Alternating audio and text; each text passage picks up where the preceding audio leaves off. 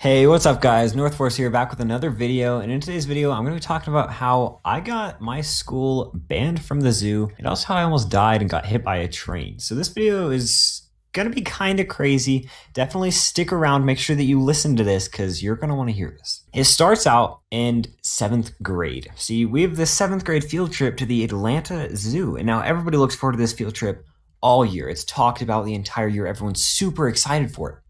Now we have the second field trip day. So our school is so big, they had to split up our grade, and one group went the first day and then our group went the second day. So the day before went pretty badly for the students. People were recording things, but this is a family-friendly channel, so we can't exactly talk about what they were recording. We were super hyped to go though, and we got to skip the entire day of school, which was just insane for us little 7th graders. So when we got to the zoo, we had our chaperone, and our chaperone was very chill. It was a group of like 8 of us, me, Cody, and some other people. And, the chaperone was one of their parents. Super chill chaperone. Keep that in mind. So basically the reason we were at the zoo, our project that they had us do was that we had to interview the animals.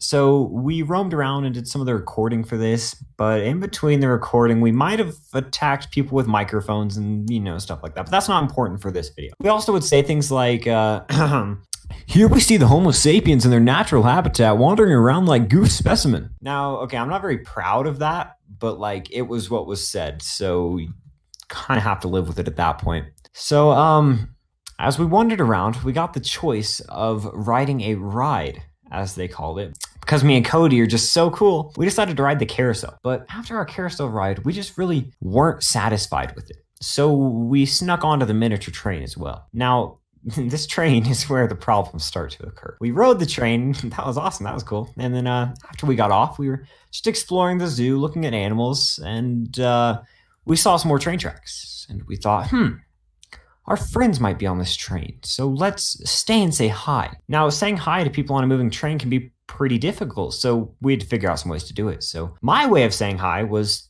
to lay on the train tracks and hope that the train stops. Now, maybe not the best idea, but the rest of the group decided that it was a good idea to jump onto the moving train and say hello to our friends that way. Now, our friends got the message, but thinking back on it, it was probably not our best decision we've made. I eventually got up from those train tracks, and after being yelled at by the conductor and the train horn making a lot of noise, everybody eventually jumped off the train. And if you're having trouble imagining a bunch of 7th graders jumping onto this train, think of like an old 1700s train hijacker flying through the air to get on some fast-moving train. That was 7th grade us. So after laughing about it with our group, just brushed it off, we decided to go to the rock wall and have some more fun. Now, our chaperone, who, remember, as I said at the start, was extremely chill. Okay, she paid for the rock wall for us, which was awesome. But we kind of found it a little odd that she didn't pay for her own kid. Though we quickly realized after we were at the top of that rock wall why she didn't pay for her kid. So, you know what they say? You can hear a lion's roar from miles away. Well, let's just say that I could hear her yelling at her kid, and I couldn't hear the lion exhibit. And I would tell you guys what she was yelling, but again, this is a family-friendly channel, and I want to keep it that way. So eventually, we got back to the bus after our, normal day at the zoo. And we went back to school so that we could go home, chill at school for a little bit, have our parents come pick us up, whatever. And I thought my day was over, but I was sadly mistaken. I was wrong, very wrong. Now, little backstory, we went to a middle school with over 2,000 kids. If you don't live in the US, our middle school is 6th grade to 8th grade, okay? Over 2,000 kids in those grades. There were a lot of children here. So nobody really talked to our principal or, was ever really in trouble with her because she was super busy with all these kids and stuff. But as I sat in class, I heard the buzzer that means an administrator called the room. And I didn't really, think much of it, but I came to find out later that it was indeed the principal. And I got sent to this room after she called the room. And I don't know where this room was, but I had to go through about 6 doors and 3 hallways to get to it. And at this point, I didn't know if I was about to get arrested or if I was going to get a gold star. I was just chilling there. As I sat there, I saw another kid come through the door, and I'm like, oh, sweet, I'm not alone, I'm chilling.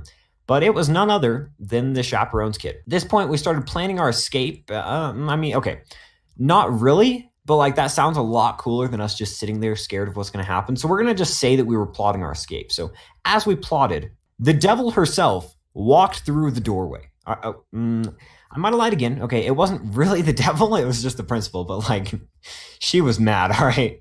Like, okay, you know how your mom might get mad at you for not taking the dogs out? Like, okay, I'm not talking about that type of mad. No, I'm talking, she made it seem like I just committed mass murder and was about to be on trial. Like, I was scared out of my mind. She starts off with something like, so have you guys heard about the kid in the neon shirt that laid on the train tracks? And I was like, I don't know what you're talking about. What? I wasn't wearing a neon shirt and I thought I was chilling. But then I look over at the chaperone's son and guess what color shirt he was wearing? Neon green. And she noticed that also. So I thought I was in the clear. I was, patting myself on the back, giving myself a little high five, about to walk right back out that door and let him take this one. But that is not how it went. So it turns out she knew about me and the neon kid shirt, laying on the tracks as well. And we eventually find out that she is so mad because the zoo ended up calling the school and made it very clear that our school was never welcome back to that zoo. Now, I'm not saying that that was because of me for, legal reasons, but basically what I'm saying is it was because of me, all right? Honestly, it wasn't even that bad because like the next year they got an even cooler field trip and they got to see a Cinderella play. Kids are still mad at me for that one. Honestly, like they shouldn't be mad though because I mean they can catch up on like a quick hour and a half of sleep instead of almost getting hit by trains and stuff like that. So basically that's the time that I almost got hit by a train, attacked small children with microphones, got my school banned from the zoo, made over 700 kids in the grade below me extremely mad. Like, I still get texts to this day from them complaining about it, all right? And they're in like 10th grade. And I got the insane consequence. You guys will not believe what happened to me after I got them banned, okay? My consequence from the school, I wasn't able to talk for an entire day at lunch. I know. I don't know how I'm still alive to this day, but I am.